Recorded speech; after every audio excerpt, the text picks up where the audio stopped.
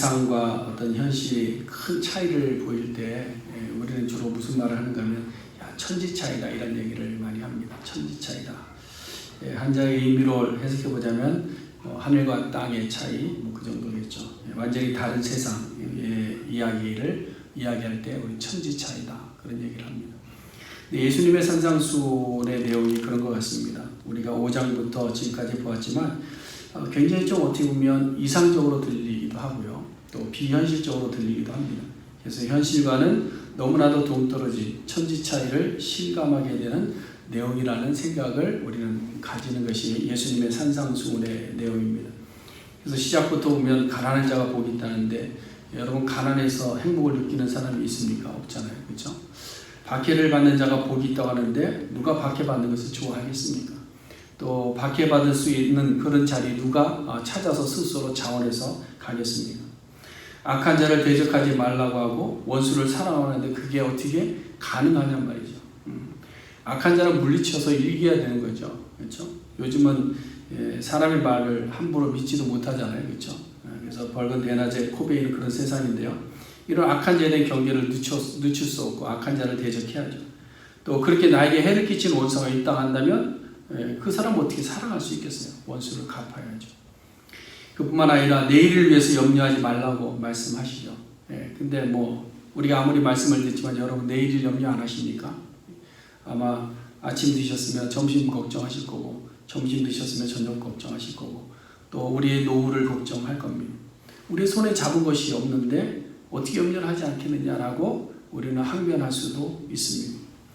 미래에 대한 준비가 잘 되어 있지 않은 분들에 대해서 우리가 현실적으로 볼 때 많은 어려운 삶을 살아가면서 보면서 우리도 노후 부장을 위해서 잘 준비해야 돼 이런 생각하지 않습니까? 그렇잖아요. 근데 성경은 내일을 위해서 염려하지 마라 이런 말씀을 하고 있는 다 산상수훈의 내용들이 이런 내용들입니다. 그렇다고 해서 예수님께서 이 말씀을 가르치실 때에 어떤 사회적인 현실을 전혀 모르시기 때문에 이런 말씀을 하셨느냐? 그렇지는 않다라는 겁니다. 도리어 우리의 현실을 너무나도 예수님께서는 잘 아시기 때문에 어쩌면 이 말씀을 하신 것 같다라는 생각을 해봅니다. 여러분 하나님 나라의 삶의 규범이 이 땅에서의 삶의 규범과 같을까요? 다를까요? 다르겠죠. 여러분 신앙은 그래서 이 땅에서의 삶의 규범에서 탈출해서 하나님 나라의 규범을 추구해가는 것이 신앙이었잖아요. 그렇죠? 신앙이. 세상과 하나님 나라가 같은 규범과 같은 방식 안에서 살아간다고 한다면 우리는 굳이 신앙생활 할 이유가 없는 겁니다. 그냥 도덕 공부 열심히 잘하면 되고요. 사회적 규범 잘 알면 되는 겁니다. 우리가 굳이 이 말씀을 배울 필요도 없는 것이고요. 예수님의 십자가를 사모하고 달려갈 필요도 없는 것이고 예수님께서 말씀하신 자기 십자가를 지고 그 어려운 길을 갈 이유도 없는 겁니다. 그러나 분명히 하나님 나라는 이 땅과는 다르기 때문에 하나님께서는 하나님께서 말씀을 주셨고 그 말씀을 배우게 하셨고 그 말씀을 따라서 신앙생활함으로 말미암아 우리의 삶의 변화를 이루어내게 하신다는 거예요. 그래서 예수님의 산상수훈은 어떻게 보면 하나님 나라에 들어가기 위한 어떤 훈련과정 같은 그런 생각을 해봅니다. 훈련과정 같다. 여러분 훈련이라는 것이요 사실 그렇습니다. 처음에 볼 때는 저걸 어떻게 하지? 근데 할 수 없는 것을 반복하다 보면 그것이 가능하게 되더라니까요. 하나님 나라 백성된 자들도 마찬가지입니다. 이 땅에서 하나님 나라 백성으로 훈련되어지는 겁니다. 그런데 그것이 그냥 우리가 그저 반복하고 묵상하고 잘 배워서 아는 것으로 되냐? 그렇지 않다라는 거죠. 우리가 늘 고백하는 거지만 은혜 아니면 우리는 살아갈 수 없는 존재. 하나님의 은혜가 아니고서는 우리가 우리의 삶의 변화를 이뤄내기 어려운 거예요. 하나님의 은혜가 아니면 뭐예요? 이 땅의 규범에서 벗어나서 하나님 나라 규범을 따라 살아갈 수 없는 존재가 바로 우리의 존재라는 거예요. 그래서 우리가 하나님의 은혜를 받고 그 은혜를 깨닫게 되면 그 다음에 이루어지는 것이 우리의 삶이 완전히 십자가 앞에서 리셋되는 거예요. 다시 새로운 삶으로 바뀌어지는 겁니다. 그래서 오늘 본문도 보면 십자가로 다시 리셋된 하나님 나라 백성들의 변화된 삶의 모습 중에 단편을 우리에게 말씀하고 있는 겁니다. 여러분, 우리 인생이 힘들고 어려운 이유가 어디에 있을까요? 우리는 다 힘들다 이야기하고 어렵다라는 이야기를 합니다. 근데 여러 가지 원인들이 있겠지만요. 오늘 본문을 통해서 보면 외식적인 삶이 도리어 우리를 힘들게 하고 있다는 사실이에요. 외식적인 삶. 그래서 외식적인 삶을 잘 살아가야만 되는 이 세상의 규범들 때문에 우리는 도리어 힘들어하고 있지 않은가, 이런 생각을 봅니다. 이 유전인자가 같아서 그런지 모르겠지만요. 제가 어렸을 때에 그런 생각을 했습니다. 야, 어른 되는 거 싫다. 철든다는 것이 싫다. 그랬습니다. 왜? 잘 거짓말을 잘해야 되거든요. 자기를 잘 꾸미는 것이 어른 되는 건 줄 알았습니다. 근데 며칠 전에 저희 큰딸, 시애틀에 가 있는 딸이 전화가 왔어요. 울면서 전화가 왔습니다. 하는 말이 뭐냐면, 아빠 어른 안 되면 안 돼, 이런 얘기를 해요. 그 얘기 들으면서 얘가 내 딸이 맞구나, 이런 생각을 했습니다. 그냥 계속 아이를 살고 싶다라는 거예요. 부딪히는 게 많은 거죠. 아이가 어른이 된다는 것이 얼마나 외식적인 삶을 살아야 되는 것을 깨달은 것 같습니다. 오늘 본문 5절에서도 보니까 이 말씀을 듣고 있는 청중들을 향해서 예수님도 똑같은 말씀을, 외식하는 자, 이렇게 이야기합니다. 예수님의 말씀을 들으려고 올려온 제자들과 청중들을 향해서 외식하는 자, 이렇게. 여러분, 외식이라는 말이 쉽게 얘기하면 척하는 모습이잖아요. 그냥 본질과는 다르게 그냥 척하는 겁니다. 그래서 언어적으로 보면 이게 언제 쓰이냐면 배우들을 가르칠 때에 이 외식이라는 단어를 씁니다. 배우들의 특징은 언제나 연기를 하는 사람들, 연기. 자신의 캐릭터를 보여주는 것이 아니라 자기에게 맡겨진 극 중에서 요구하고 있는 역할들을 연기하는 것이 배우들의 인생입니다. 그래서 배우들을 보면 연기할 때 주어진 배역마다 다 다른 모습으로 등장하잖아요. 어떨 때는 악역으로, 어떨 때는 선한 사람, 어떨 때는 불쌍한 사람, 어떨 때는 나쁜 사람으로, 어떤 나쁜 사람 잡는 사람으로 나옵니다. 근데 가끔 인터뷰를 들어보면 악역을 맡은 배우들이 자신의 연기를 보면서 자기가 맡은 그 배역이 정말 때려주고 싶을 정도로 얄미울 때가 있다는 거예요. 그런데 어떻게 합니까? 자기가 맡은 배역이기 때문에, 역할을 때문에 그것을 연기해야 된다. 어쩔 수 없이 그것을 연기하면서 살아가는 게 배우의 인생입니다. 그러므로 결국 배우가 되어서 연기를 한다는 것은 척하는 인생이죠. 그렇죠? 누구인 척하는 겁니다. 근데 이게 또 무서운 것이 뭐냐면, 이 배우들이 고백을 할 때 그래요. 자기가 어떤 배역을 맡아서 거기에 막 쫙 빠져들면요, 거기서 헤어나오는 것이 어렵다고 그래요. 그래서 그 모습을 그대로 삶 속에 가지고 들어오는 경우도 있다라는 겁니다. 이와 마찬가지로 우리가 이 땅을 살면서 여러 경험들을 통해서 연기를 배우는 것 같아요. 연기. 그래서 연기를 하면서 살아가고, 연기를 잘하면 철들었다고 그러고, 그렇죠? 그러니까 연기자와 같은 외식적인 삶을 살아가고 있더라. 그러니까 참 힘든 것 같아요. 이 세상을 살아가는 것이. 우리의 삶에 이런 외식적인 연기들이 많이 있는데, 그 중에서 오늘 예수님은 1절에서 무엇을 말씀하는가 하면 비판하는 외식된 모습을 이야기합니다. 다른 형제를 헤아리는 모습을 지적하면서 외식하는 자라고 이야기를 하고 있는 거예요. 여기서 비판이라는 것이 어떤 선과 악을 구별하는 것을 이야기하는 것이 아닙니다. 어떤 것을 옳고 그름을 판단하는 것을 이야기하는 것이 아닙니다. 다른 사람들을 정죄하는 비판을 이야기하는 거예요. 다른 사람을 비난하고 비소하고 다른 사람을 정죄하는, 그래서 판단해버리는 이런 비판을 하지 말라는 겁니다. 헤아림의 의미도 같은 겁니다. 자기 기준을 가지고 다른 형제들을 함부로 기준치로 잡지 말라는 이야기예요. 왜 그럴까? 두 가지 이유를 찾아볼 수 있는데요. 첫 번째는 우리도 동일하게 정죄를 받을 죄의 모습을 가지고 있는 존재이기 때문에 그렇다는 거예요. 그 다음에 두 번째는 모든 사람을 심판하고 정죄할 수 있는 분은 오직 하나님 한 분 외에는 없기 때문에 그렇습니다. 심지어 원수를 갚는 것도 누구에게 있는 거예요? 내가 당한 사람에게 있는 것이 아니라 누구에게 있다? 하나님에게 있다고 말씀하죠. 그런데 우리는 너무나도 쉽게 다른 사람을 정죄합니다. 죄인으로 낙인을 찍어버려요. 그런 사람들이 누구냐면 성경에 보니까 서기관과 바리새인들의 모습이 그랬어요. 그래서 예수님께서 그들을 향해서 외식하는 자들이라고 이렇게 말씀하셨죠. 왜냐? 그들이 다른 사람들 정죄하고 비판하고 그런 일들이 너무 많았기 때문에. 자신들도 동일한 죄를 범한 죄의 모습을 가지고 있으면서도 자기들도 율법을 다 지키지 못했음에도 불구하고 그것이 드러나지 않았다고 해서 거룩한 척하는 겁니다. 거룩한 척. 자신들이 지키는 율법적인 생활을 자랑하면서 그 기준을 가지고 다른 사람들을 자꾸 헤아리는 겁니다. 자기도 하지 못할 것들을 다른 사람에게 자꾸 강요하는 겁니다. 이것이 비판입니다. 우리가 복음서를 보면 잘 알지만 예수님이 등장하고 나서요, 서기관과 바리새인들이 가장 많이 한 것이 뭐냐면 예수님 시험하는 일과 비판하는 일이었습니다. 판단하고, 그래서 예수님까지도 비판했어요. 그래서 예수님을 신성 모독자, 몰아세우려고 했어요. 그래서 율법을 보하는 무리를 정죄하는 일들을 자기들이 스스로 한 겁니다. 그 대표적인 모습이 누가복음 18장에는 바리새인과 세리의 기도 내용 아닙니까? 바리새인의 기도 내용이 뭐예요? 기도한다고 거룩한 척하고 성전에 올라와서 기도하는데 기도하는 내용이 뭐였죠? 하나님이여 나는 다른 사람들 곧 토색, 불의, 간음을 하는 자들과 같지 아니합니다. 나는 이 세리와도 같지 아니합니다. 그것에 대해서 감사합니다.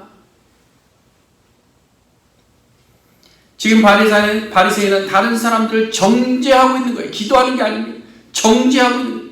토색한 사람들을 정죄하고 있는 거예요. 불의한 자들을 정죄하고 있는 거고, 간음한 자들을 정죄하는 것이고, 옆에서 듣고 있는 세리까지도 정죄하고 있는 거예요. 근데 여러분, 오늘날 우리 안에 이 모습이 그대로 있더라라는 거죠. 그대로 있더라. 우리는 가끔 그런 기도할 때가 있습니다. 하나님, 그래도 나는 다른 사람들보다 더 열심으로 주님을 섬길 수 있게 하시니 감사합니다. 우리 교회는 저 교회처럼 많이 다투지 않으니까 하나님 감사합니다. 우리 집은 다른 집들보다 더 신앙 가운데 화목하기 때문에 그거 감사합니다. 어떻게 보면 정말 감사의 내용같이 보이지만 뭐예요? 다른 사람들을 먼저 정죄하고 비판하고 있다는 사실. 나는 의롭고 우리의 가정은 경건하고 우리의 교회는 거룩한데 다른 사람들과 같지 않다. 그러면 다른 사람들은 뭐예요? 그 사람들은 불의하고 불경건하고 거룩하지 못하고 이런 거. 여러분, 오늘 우리가 우리의 모습들을 한번 잘 돌아볼 수 있기를 바랍니다. 우리가 그동안에 다른 형제에 대해서 함부로 비판하거나 정죄하는 일들이 없는지, 우리가 그동안에 내 생각과 좀 다르다고 해서 함부로 죄인 취급을 하면서 낙인 찍어놓지는 않았는지. 저는 좀 마음에 찔림이 있습니다. 이 말씀을 준비하면서 또 이 말씀을 들을 때마다 찔림이 있어요. 그러지 말아야지 하면서도 나도 모르게 비판하면서 정죄할 때가 있더라니까요. 그러면서도 감사한 것은 뭐냐면 그때마다 제가 이렇게 비판하고 정죄함으로 끝나는 것이 아니라 그때마다 하나님께서 제 마음속에 주신 말씀이, 그것이 뭐냐면 너희가 비판하는 그 비판으로 너희가 비판을 받을 것이다. 이 말씀. 그럼 제 속에서 돌아오는 답이 있습니다. 무슨 답일까요? 너도 똑같네. 아니, 네가 더하네. 이런 답이 돌아오는 거예요. 여러분, 내로남불이라는 말이 왜 나왔을까요? 바로 이것 때문 아닙니까? 내가 하면 로맨스고 남이 하면 불륜. 이런 자기 판단 기준으로 서로를 비판하고 정죄하기 때문에 서로 입장이 바뀌면 또 상대방을 똑같이 정죄하고 비판하는 일을 반복하는 겁니다. 그러므로 우리는 오직 세리와 같이 기도해야 됩니다. 세리의 기도가 뭘까요? 하나님이여 불쌍히 여기소서. 나는 죄인이로소이다. 우리가 하나님 앞에서 갖춰야 될 자세는 이것밖에 없습니다. 우리의 의를 드러낼 것도 없고요. 남과 비교해서 나를 자랑할 것도 없고, 그렇죠? 하나님이여 불쌍히 여기소서. 나는 죄인이로소이다. 근데 여러분, 여기서 우리가 남을 비판하지 말아야 하는, 아니 비판, 정죄하지 않을 수 있는 하나님의 은혜를 또한 우리는 좀 발견할 수 있어야 될 줄 압니다. 오늘 본문 1절 말씀을 보시면요, 이렇게 되어 있습니다. 비판을 받지 아니하려거든 비판하지 말라, 이렇게 되어 있는데요. 사실은 이 순서가 바뀐 겁니다. 비판하지 말아라. 왜냐하면 너희가 비판을 받지 아니하려면, 이런 말입니다. 그래서 이 뒤에 비판을 받지 아니한다라는 말이 수동형으로 되어 있습니다. 수동형. 수동형은 누구에 의해서 이루어지는 거잖아요. 나에게 주어지는 건데 그 비판의 행위자, 수동형의 그 행위자가 나와 있지 않는데요. 그것은 누구냐면 하나님입니다. 그래서 오늘 본문에 나와 있지 않지만 우리가 로마서 2장에 가보면요. 1절에 이렇게 하죠. 그러므로 남을 판단하는 사람아 누구를 막느라고 내가 핑계하지 못할 것은 남을 판단하는 것으로 내가 너를 정죄함이니 판단하는 내가 같은 일을 행함이. 이 말씀은 남을 판단하는 사람이 도리어 정죄함을 받게 되는데 누구에게 받게 된다? 하나님으로부터 정죄함을 받는다. 이 얘기를 하고 있는 겁니다. 그래서 그 로마서 2장 2절 말씀에 보면 이런 일을 행하는 자에게 하나님의 심판이 진리대로 되는 줄 우리가 안다. 이렇게 나옵니다. 그리고 3절에 똑같이 나옵니다. 이런 일을 행하는 자를 판단하고도 같은 일을 행하는 사람아 내가 하나님의 심판을 피할 줄로 생각하느냐. 다른 사람들을 정죄하고 비판하고 판단했던 사람아 네가 하나님 앞에서 판단을 받을 것이다. 그러나 이것을 말을 바꿔놓으면 너는 하나님 앞에서 판단받고 정죄받을 모든 일들의 은혜를 입었으니까 너도 다른 사람들을 비판하고 판단하지 말아라. 이 말씀을 하고 있는 거예요. 비판하지 말아야 될 이유가 생긴 겁니다. 다시 말해서 우리가 다른 사람을 비판하지 않을 수 있는 것은 우리가 하지 말아야지 주문하고 훈련한다고 되는 것이 아니라 노력해서 되는 것이 아니라 하나님의 은혜를 깨달아 알 때에 하나님의 은혜가 우리 안에 임할 때에 우리가 다른 사람을 비판하지 않는 자리에 설 수 있게 된다는 사실.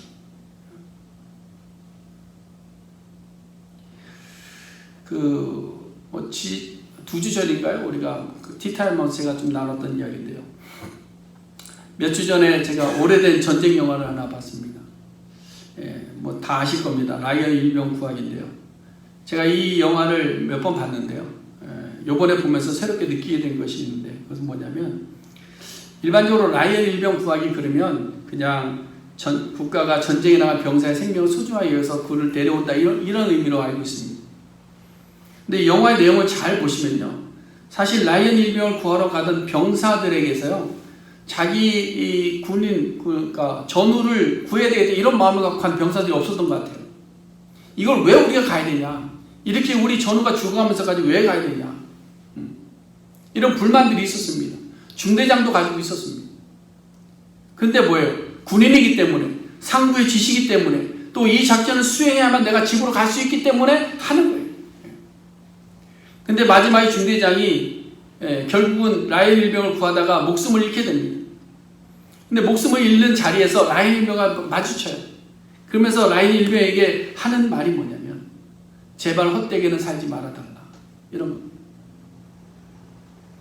우리 전우들이 목숨을 걸고 너를 구했는데 제발 헛되게는 살지 말아달라. 그래서 마지막 장면이 라이언 일병이 이제 나이가 많아서 그 중대장 묘에 와서 고백하는 거잖아요. 내가 헛되게 살지 않았습니다. 누구 때문에? 그 중대장과 전우들이 자기를 위해서 피 흘려준 사실 때문에 그것을 기억하기 때문에 이 장면을 보면서 느낀 것이 예수님께서 우리를 위해서 십자가에 죽으시면서 우리에게 하나님 나라를 사모하며 그 길을 걸어가라고 말씀하셨는데 그 은혜를 우리가 늘 잊고 살아간다는 거죠.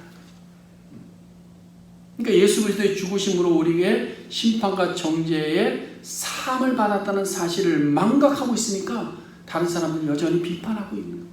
근데 그것을 기억하면 다른 사람들을 비판하거나 조롱할 수 없다는 거예요. 정죄할 수 없다는 거예요. 사랑하는 성도 여러분, 우리는 모두가 이미 예수 그리스도로 말미암아 하나님 앞에서 받아야 되는 그 비판을 받지 않게 되는 그런 놀라운 은혜를 받았다는 사실을 우리가 꼭 믿고 기억할 수 있기를 간절히 소원해 드립니다. 우리가 이 놀라운 은혜를 기억하게 되면 그럼 어떻게 되는가? 우리가 비판하는 일들이 변합니다. 비판하는 일들이 변해요. 이제는 우리 비판하는 것이 다른 사람을 비웃거나 조롱하거나 정지하려는 비판이 아니고 다른 사람이 가지고 있는 그 아픔을 도와주는 비판으로 변하게 된다는 거예요. 그것을 오늘 본문이 우리에게 말씀하고 있는데요. 예수님은 비판하지 마라, 해하지 마라 말씀하시고 나서 부연 설명으로 3절에 가서요. 티와 들보를 가지고 말씀을 하십니다. 우리가 일반적으로 비판을 하게 되는 이유는 다른 형제가 비판을 받을 만한 어떤 허물을 발견했기 때문이 아닙니까? 흔히 오늘 본문을 이해할 때 다른 사람에 대해서 비판하지 말고 남의 티에 대해서 이야기하지 말고 너나 잘하세요 이런 거 생각하라는 것으로 우리가 이해하는 경우가 있는데요. 근데 보시면요 3절에서 형제의 눈 속에 있는 것을 보고, 이 말은 형제의 눈 속에 있는 티가 있다는 것이잖아요. 근데 그 다음 5절에 보세요. 마지막에 뭐라고 돼요? 형제의 눈 속에 있는 티를 빼리라 이렇게 되어 있습니다. 그렇죠? 결국은 똑같이 형제의 눈 속에 있는 티를 빼기는 빼는 겁니다. 네. 모른 척 하라는 것이 아니에요. 형제의 눈 속에 있는 티를 빼라는 거예요. 그런데 단서 조항이 뭐냐면 내 속에 있는 들보를 먼저 빼고 형제의 티를 빼라는 거예요. 그 얘기를 하고 있는 겁니다. 여러분 들보라는 것이 기둥을 이야기하잖아요. 석가래 같은 기둥인데요. 그 석가래 기둥을 받치고 있는 게 건물을 받치는 중심 아닙니까? 근데 거기에 여러 가지들이 이렇게 뭐예요? 걸쳐져 있는 거예요. 걸쳐져 있는 거예요. 그래서 이 들보는 뭐냐? 우리 안에 있는 견고한 죄성입니다. 죄성. 우리 스스로 해결할 수 있는 죄성을 오늘 예수님께 들보로 말씀하고 있는 거예요. 들보. 그래서 이 들보에는 우리의 삶에서 아무도 모르는 나만의 죄들이 걸쳐 있는 거예요. 아무도 들키지 않았어요. 어느 누구에 들키지 않았어요. 아무도 보지 않았어요. 그것이 걸쳐져 있는 거예요. 이 들보에는 남들을 위하는 척하지만 자기의 교만을 드러내고 싶었던 그런 죄성이 걸쳐져 있는 거예요. 이 들보에는 거룩한 척하지만 여전히 자기 욕심을 위한 이기주의가 거기 걸쳐져 있는 거예요. 이 들보에는 겸손한 척하면서 도리어 자기의 것을 자랑하고 싶은 허영심들도 걸쳐져 있는 거예요. 이 들보에는 음란한 생각도 걸쳐져 있고요. 이 들보에는 거짓된 위선들이 다 걸쳐 있는 거예요. 이 들보가 바뀌어야만 걸쳐져 있는 것들도 바뀌는 거예요. 이 들보가 그대로 있으면 우리는 여전히 죄의 종으로 사는 자일 수밖에 없는 겁니다. 여러분 우리들 속에 바뀌어져야 되는 것은 뭐냐? 우리들의 행위 하나하나가 아니라 우리들 속에 있는 죄성이 바뀌어져야 되는 거예요. 어떻게 바뀔 수 있느냐? 예수 그리스도를 통해서. 근데 사실은 새 것이 아니라 덮여진 거죠. 그렇죠? 우리 커버해 주신 거예요. 우리의 그 죄의 모습들을 커버해 덮어주신 거예요. 예수 그리스도의 보혈로 덮어주신 거예요. 그렇기 때문에 이제 우리는 하나님 앞에서 비판을 받지 않는 존재가 되었다는 사실이죠. 예수님의 보혈로 말미암아 우리의 들보가 커버되어졌기 때문에. 그래서 우리 들에 있는 들보가 해결되고 나니까 그 다음에 우리가 형제의 눈 속에 있는 티가 보이는 건데 그 피를 뺄 수 있는 겁니다. 그런데 이때는 비난하기 위해서 비판하는 것이 아니라 비난하기 위해서 형제의 눈에 티를 보는 것이 아니라 그 티로 인해서 아파하고 고통할 수밖에 없는 형제에 대한 긍휼의 마음이 생겨나는 거예요. 요한복음 8장이 좀 설명이 될 것 같은데요. 요한복음 8장에 보시면 가늠한 여인이 서기관과 바리새인들에게 붙잡혀 옵니다. 이때 서기관과 바리새인들은 율법을 들이대면서 돌로 쳐야 된다고 이야기를 합니다. 돌로 쳐야 됩니다. 왜? 율법이 이렇게 이야기를 하고 있으니까 저 여인 속에 있는 그 티가 있는데 그 티를 우리는 뽑아야 됩니다. 이 사람들이 뭐예요? 비판하는 사람이고 헤아리는 자들입니다. 근데 예수님께서 뭐라고 말씀하시느냐? 그 죄 없는 자가 먼저 돌로 치라 말씀하시고 모두가 자기 눈에 들보를 깨닫거나 돌 던지고 도망갑니다. 다 갑니다. 그런데 보세요. 돌아간 이후에 예수님께서 어떻게 하시느냐? 나도 갈게. 그리고 그냥 가시는 것이 아니라 여인의 눈에 있는 티를 빼주고 가시는 거예요. 나도 너를 정죄하지 아니하노니 가서 다시는 죄를 범하지 말아라. 이 과정에서 외식하던 서기관들과 바리새인들은 자신들의 눈에 있는 들보는 전혀 고려하지 않고 보니까 다른 사람들의 비판거리들이 티가 조롱거리가 되는 거예요. 비판거리가 되고 정죄거리가 되는 거예요. 그러나 예수님은 어떻습니까? 여인의 속에 있는 들보를 제거해 주시고 여인의 속에 있는 그 들보를 덮어주시고 그 티를 그대로 두시는 것이 아니라 그 티까지도 빼어주시는 모습을 우리는 볼 수 있는 거예요. 이것이 바로 은혜 받은 자의 긍휼의 비판입니다. 우리가 해야 될 비판은 이겁니다. 사랑하는 성도 여러분, 우리 눈 안에 들보를 빼지 못하면요 밝히 볼 수가 없습니다. 여러분 우리 속에 들보를 가지고 다른 사람의 눈에 티를 보면요 그것을 제대로 볼 수가 없습니다. 우리 눈에 비늘로 가려져 있으면 형제의 허물을 긍휼의 마음으로 안아줄 수가 없는 겁니다.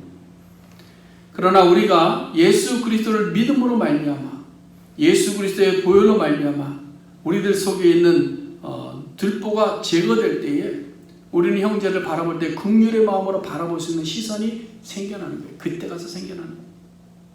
근데 그 들보를 해결하지 않고서는, 십자가로 해결하지 않고서는 절대로 다른 형제의 눈 속에 있는 티를 뽑아낼 수 없는 겁니다. 오늘 예수님께서 하나님 나라 규범에 대해서 말씀하시면서 형제의 눈에 티를 빼라고 말씀하시는 내용을 우리가 봅니다. 여러분, 이것은 우리의 사명입니다. 형제의 눈 속에 있는 티를 보고도 못 본 척하는 것이 우리의 사명이 아니고요. 형제의 눈 속에 있는 티를 빼어내주는 것이 우리의 사명입니다. 우리가 해야 되는 일입니다. 그런데 형제의 눈에 있는 티를 빼기 전에 우리 눈에 있는 들보가 먼저 빠졌는지를 확인하셔야 됩니다. 우리 눈에 있는 들보는 우리 스스로 빼는 것이 아닙니다. 예수 그리스도의 십자가의 은혜 안에 들어가야 우리의 들보가 빠질 수 있는 겁니다. 그러므로 우리가 예수 그리스도의 십자가와 함께 죽어지고 이제 오직 예수 그리스도의 은혜로 사는 겸손의 성도들이 되어야 될 줄로 믿습니다. 그래서 이제부터는 우리 안에 있는 더러운 오물덩어리를 예수 그리스도의 피로 덮어주셨으면 우리가 여러분 믿으시고요. 형제의 눈에 있는 티를 빼어주는 자들이 될 수 있기를 바랍니다. 이를 위해서 우리가 두 가지를 기억하고 실천해야 합니다. 첫 번째는 하나님 앞과 모든 사람들 앞에서 거룩한 척 외식하는 모습을 갖지 말아야 됩니다. 여러분, 신앙은 하나님 앞에서 어린아이같이 순전해져 가는 것입니다. 여러분, 신앙을 연기하지 마세요. 신앙은 연기하는 것이 아닙니다. 신앙은 순전함으로 하나님 앞에 그대로 모든 것을 드러내는 것이 신앙입니다. 그 다음에 두 번째는 다른 형제의 눈에 티를 발견하게 되면 긍휼의 마음을 가지시고 함께 아파해 줄 수 있는 마음이 필요합니다. 그리고 그 눈에서 티를 빼어줄 수 있는 데까지 나아가는 우리가 되어야 될 줄로 믿습니다. 하나님께서는 우리에게 긍휼하심으로 자기 아들을 내어주시고 우리 눈에서 들보를 빼어주셨어요.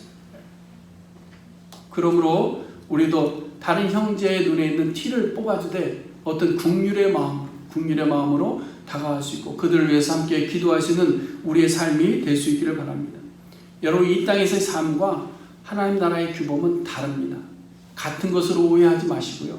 그냥 조금 선한 모습이 있는 것으로 오해하시면 안 됩니다. 여러분, 천지 차이를 구글 번역기를 돌려봤거든요. 영어로 뭐라고 할까? 그래서 들어봤더니 그냥 difference 이렇게 되어 있습니다. 다르다라는 거예요. 하나님 나라와 이 땅의 규범은 여러분 분명히 다릅니다.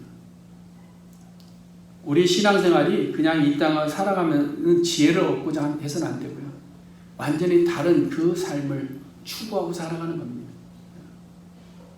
함께 기도하겠습니다.